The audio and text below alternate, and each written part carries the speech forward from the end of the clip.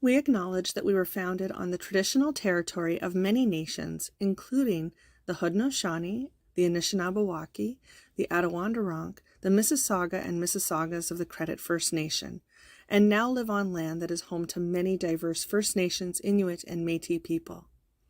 We have many representatives working across this land now known as Ontario, and we acknowledge that there are 46 treaties and other agreements that cover the territory. We are grateful to be able to work and live on this land, and thankful to the First Nations, Inuit, and Métis people who have cared for these territories since time immemorial, and who continue to contribute to the strength of Ontario and to all communities across the province. To continue to center reconciliation, we encourage our team, partners, students, and teachers to take time to learn about the lands they are currently on. Visit native-land.ca for more information.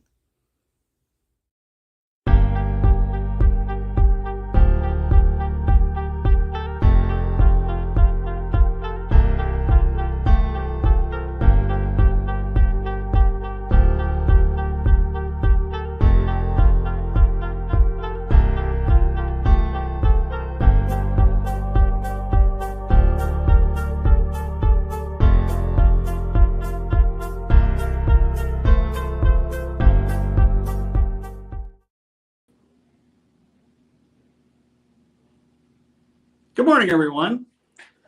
Welcome to beautiful Floradale, Ontario, and the Floradale Feed Mill. My name is Ryan Krieger, and I'm the Senior Operations Manager here at Floradale Feed Mill. We're going to take you through a little tour today, talk a little bit about animal feed manufacturing and what's involved in that, and hopefully I'm able to not mess up the technology too much and be able to get you guys through. I'm going to pretty open to questions. If we've got any questions or anything that comes up, please feel free to enter those in, and I'll try and answer those along the way.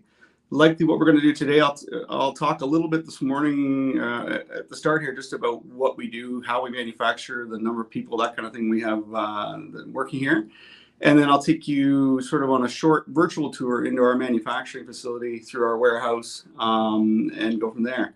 One of the things when we're out in the manufacturing, it's a little bit loud, so I probably won't be able to do much speaking over top of that, but we can always recoup back and ask any more questions in a quieter area. So anyway, a little bit about Floradale Feed Mill.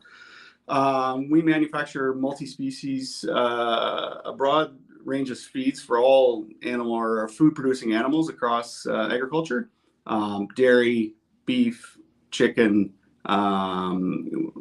turkey, swine. Anything that you would see in the grocery store typically as our food producing animals. We've got a little over 150 people working here at Floradale Feed Mill, from nutrition and sales teams, our manufacturing team, warehousing, delivery, as well as our administration team that handles all the front office kind of stuff. So feed manufacturing is kind of an interesting thing. Not many people know much about it. It's what we do basically is we're working from a recipe. All of our animals, our customers' animals, require certain types of nutrients and certain types of diets. Those are all formulated by our nutrition team, so they're very specific to what the requirements are for, say, a dairy cow who's producing milk or a laying hen who's producing eggs. We have a very specific set of nutrients that's required for that. Our nutrition team puts together a recipe, just like you would at home baking a cake. We put together a recipe of ingredients that need to be added into that and used for that process. And we use a variety of ingredients, all your sort of typical farm ingredients and grains and corn. So corn, wheat, barley, soybean meal, and shorts as a byproduct. So interesting thing with feed and animal feed manufacturing is in Canada is one of the great quiet recycling businesses that's used. We take products like shorts, which I know you're picturing me in a pair of shorts, but that's not exactly it. Shorts is actually a product, I have a sample here, that is left over from our flour milling, our friends in flour milling. So for human production, flour for making bread and whatnot, we produce what's left over from that process is shorts, which is basically the bran and the outside of the wheat kernel. We take that product, it's still full of fiber and nutrients,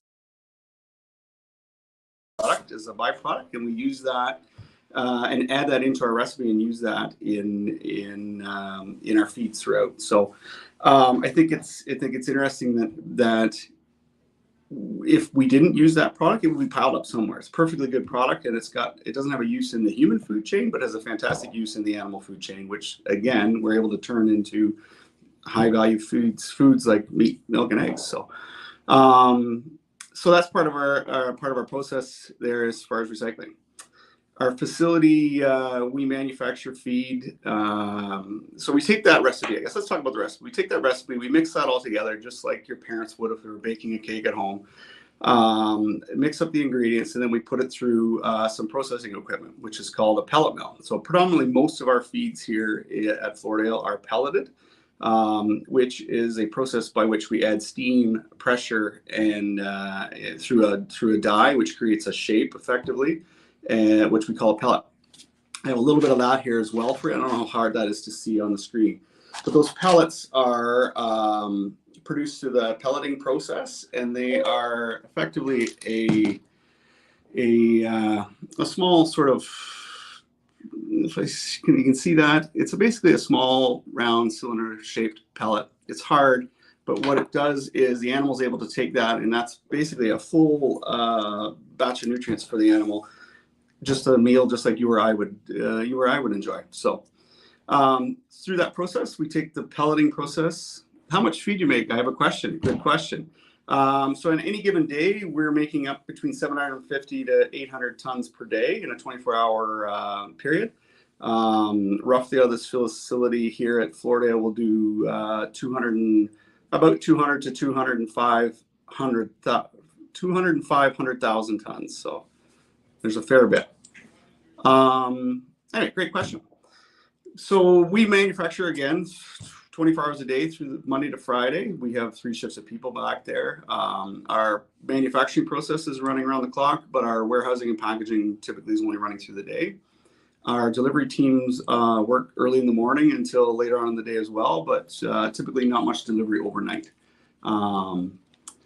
Yeah, so we're delivering to a broad spectrum of customers all the way across Ontario, possibly as far north as New Liskeard, as far south as Niagara Falls region, as far east into the Peterborough region, and of course to the west of us, Lake Huron is really our only border. So we're servicing a broad area across the province. So.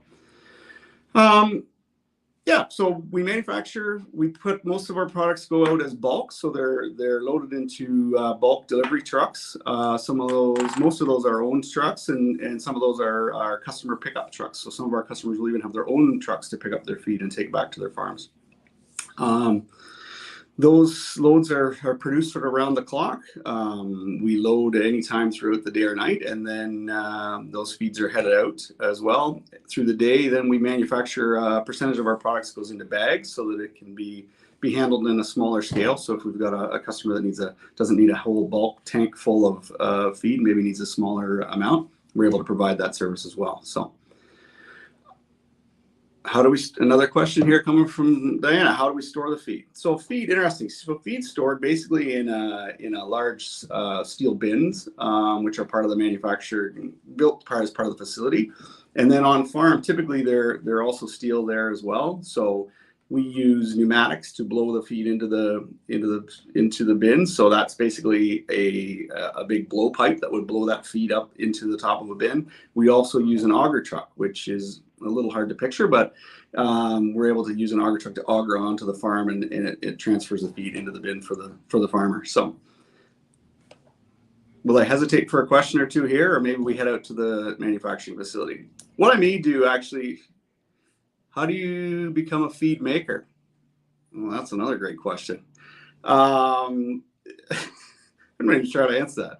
I've been part of the industry for a long time. Typically, we have people come in and learn in the facility. It's not one of those trades that you're able to go to school and say, this is how I'm going to become a feed manufacturer. It's one of the things that you learn. We have a lot of folks that have gone to agricultural school, taken nutrition training and that kind of thing, and then come in and want to be part of the manufacturing process and throughout. So very good question. I wish I could have had a better explanation for that one. But, maybe I'll pause the camera just so I can get you out into the facility here quickly, and we can see how things go. Hopefully, you don't get any motion sickness while we kind of do that travel.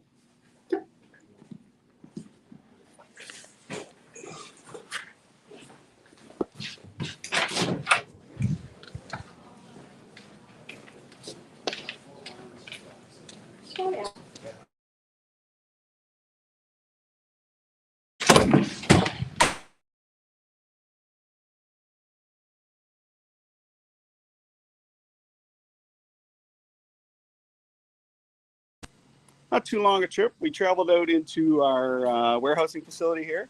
So as you can see, we've got lots of feed in our bags up on the backs of our racks and whatnot, and we got people working in the background here. So.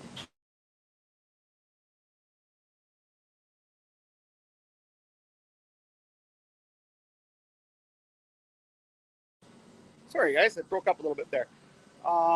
Again, so we've got a variety of feeds all piled up on our warehousing. We've got people in here all through the day manufacturing and processing and packaging our feeds. People doing a variety of different jobs. You're going to head into our manufacturing area here, so it's a little bit more, a little louder, a little more noise going on. What we've got here is 3 sets of pellet mills, so we're able to run 3 separate lines of feed all at the same time. We are constantly mixing to supply all those 3 lines and all the different ingredients. So probably in the background as I'm going by, you'll see a bunch of different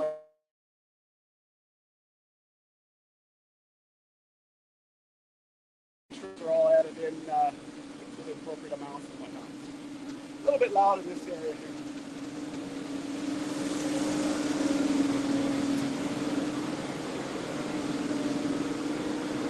Behind me here, you've got a pellet mill, so this is one of our pelleting operations. The feed comes in, it goes up above that this machine right here, and will come across through that steam chamber above where we apply some steam and some heat. And then down below it's traveling through the pellet mill operation here, and comes down through, and then heads down into our, hard to see here, but goes down into our cooling operation. So we've got 3 sets of these lines in this area. Again, kind of loud in the back.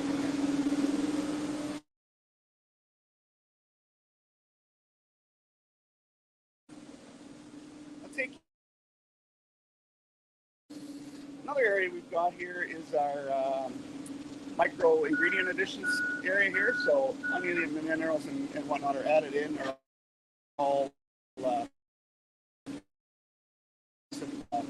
depending on what the recipe says and how we have to handle that, so that the animals and the birds get exactly what the nutrients that they need. So, trying to take you through. We've got some forklift traffic here, so I don't want to get in the way of anybody.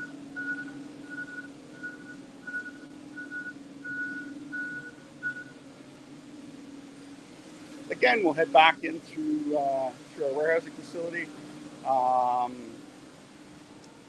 That's kind of it in a nutshell as far as feed manufacturing is. It's a relatively simple process. Again, we try and bring a bunch of ingredients all together and mix those things up and feed our animals and supply the food chain all across the province.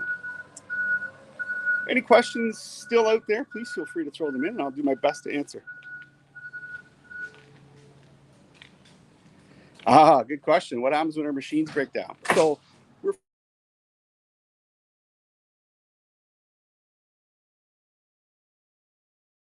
millwrights that are able to come in and fix that machinery up as quickly as we can and get us operating again. So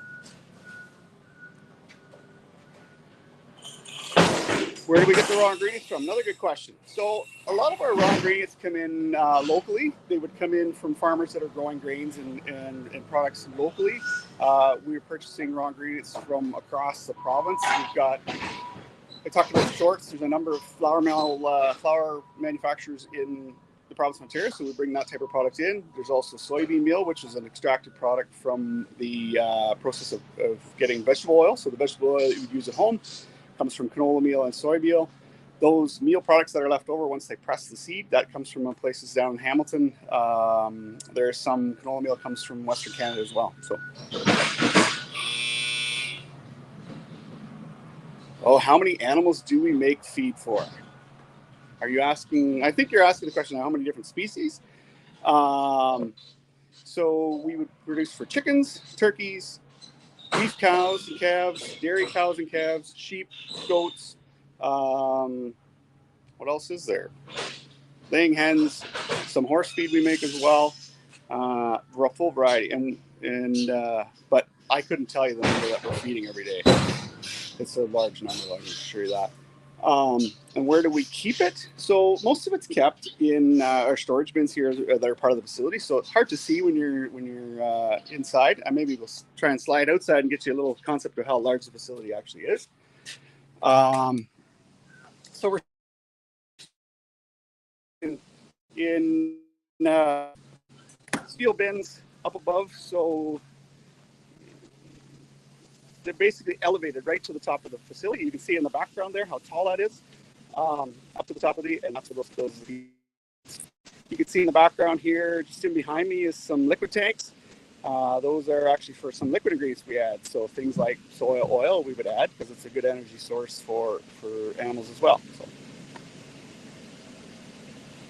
Any other questions? Do you make any specialty feeds? Yeah, we do make some specialty feeds.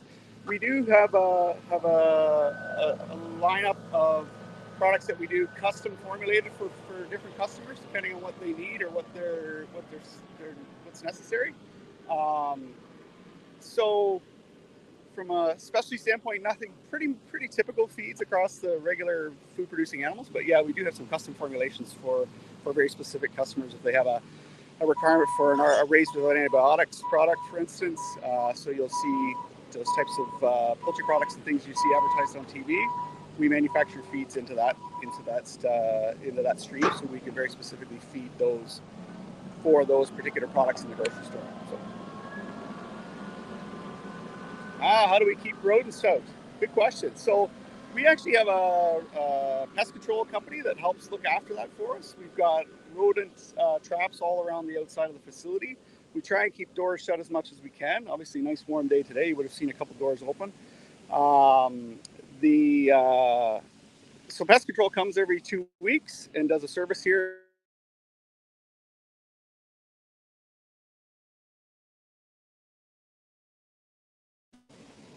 But for the most part, our feed is all contained both in the bins and in the bags and containers. So we really don't have a problem with them getting into our products, more so just around the outside of the facility. So, good question, though. Do nutritionists work closely as farmers? Yes, absolutely they do. Especially in a lot of our dairy and our poultry producing. For instance, dairy animals, because they're sharing sort of on-farm forages. So you'll see dairy farms across the province. They'll be producing their own sets of corn or their own on-farm ingredients. So corn silage, maybe some haylage that they're harvesting on farm. So what we do is we take that samples of that product. Our nutritionists will take and analyze that and figure out what kind of nutrients we need to manufacture to help supplement what the farmer needs. So we are constantly in touch, especially at harvest times, with our customer base and especially on our dairy farms to check that out to make sure that we're feeding the animals exactly what they need.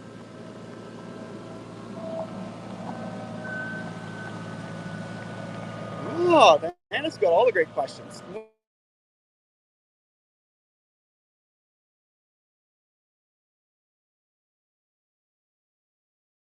I think I lost you there.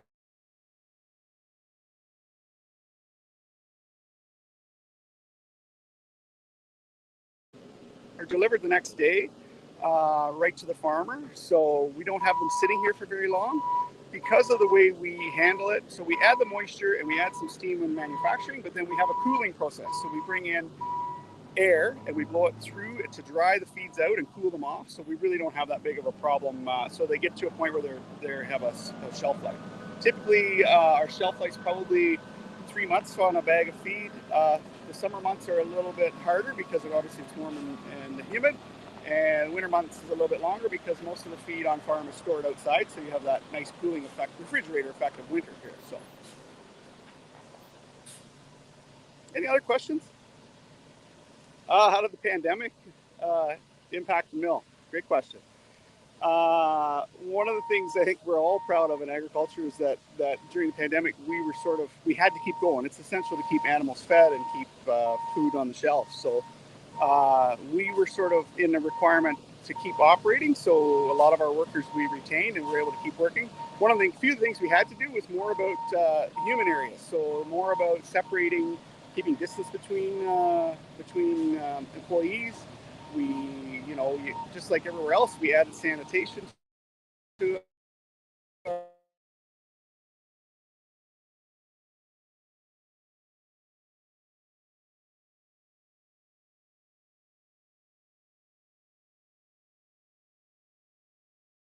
I think I lost everybody for a second. Sorry. We continued to do that, and it was about scheduling people so that we could keep a safe distance and whatnot. So.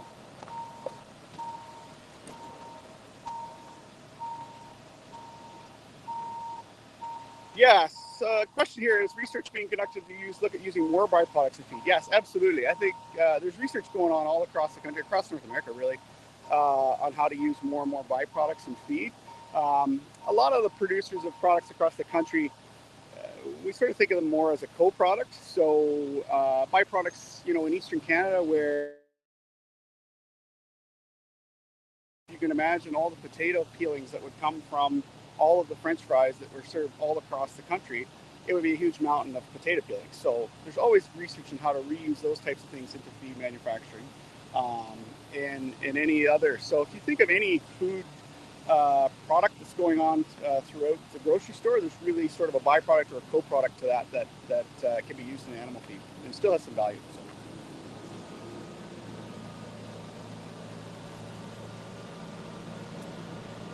Good question on employees. So we have I think we have 155 employees at Floradale. We've got them in all different areas, right from our maintenance folks. So they would be, millwrights and electricians that do the work on the plant. We have folks in manufacturing who are pellet mill operators and mixer operators. So they're looking after the batches and doing all the recipes out back. We've got folks in the warehouse that are running forklifts and doing that type of things. We've got folks, our nutritionists, who are doing the math, and sales teams that are working out in the field with our customers, sort of one-on-one. And then we've got jobs in the office as well, right? We have accounting departments and we have finance departments. We have a variety of different things that go on in order to manufacture. Agriculture is a really great thing in terms of there's an opportunity for any types of typical jobs you can think of, probably in agriculture as well.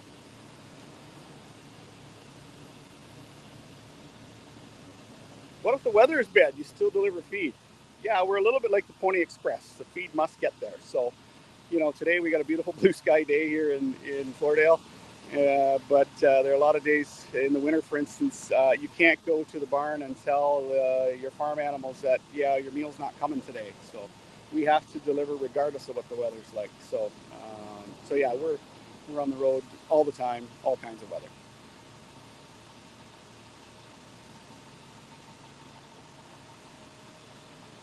Food safety regulations like restaurants. Yeah. So one of the aspects of feed manufacturing is we're just as strictly regulated probably as any of the food producing things. So the CFIA, which is the Canadian Food Inspection Agency, they're a body that inspects all of your restaurants. They look after and make sure that your food's safe in the grocery store.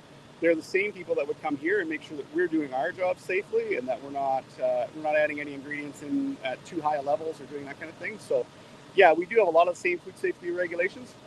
I mean, we're not to the same level, obviously, as food handling and preparation in the vegetable producers and those kind of things that have to sanitize and wash down all the time, because our products are all dry for the most part. We don't have that same type of concern. But yeah, we're very closely regulated by a variety of different bodies.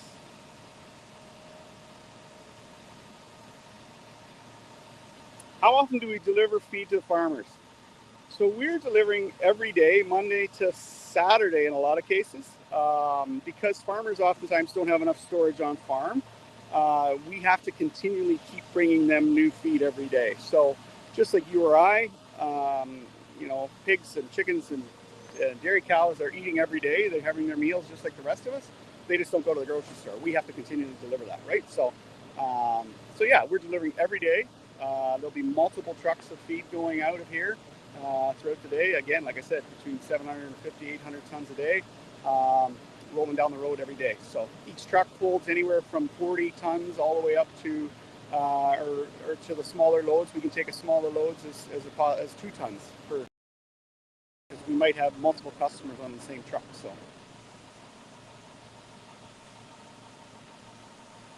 Technology. Good question. So yeah, we do a variety of technology. We do use a fair bit of automation. And you maybe couldn't see it on my tour inside there, but in packaging, for instance, in our warehouse, we have a robot that does the manual stacking to take away some of that hard work from the hard, heavy lifting from our staff. So that machine is completely automated, all sensors and whatnot, as well as in our manufacturing.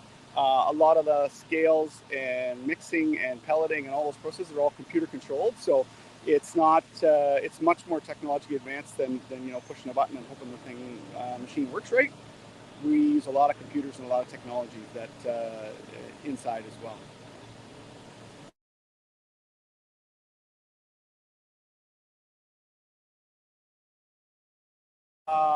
But the real answer, so what happens is we've got individuals that will put a bag. So we have a hopper, there's a bin with the product above, and then we've got a hopper down below with a scale built into it. So inside that scale, it'll weigh out 25 kilograms. That 25 kilograms sits there till the operator slips the bag on the bottom, presses the kilograms. So, and then those bags are put through a sewing machine actually, and a label is attached to it, so we know exactly what it is. What's the favorite thing about my job? Oh boy, that's a great question. I actually say, I mean, one of the best parts of my job is being part of agriculture. I grew up on a farm. I've been involved in agriculture since I was a kid.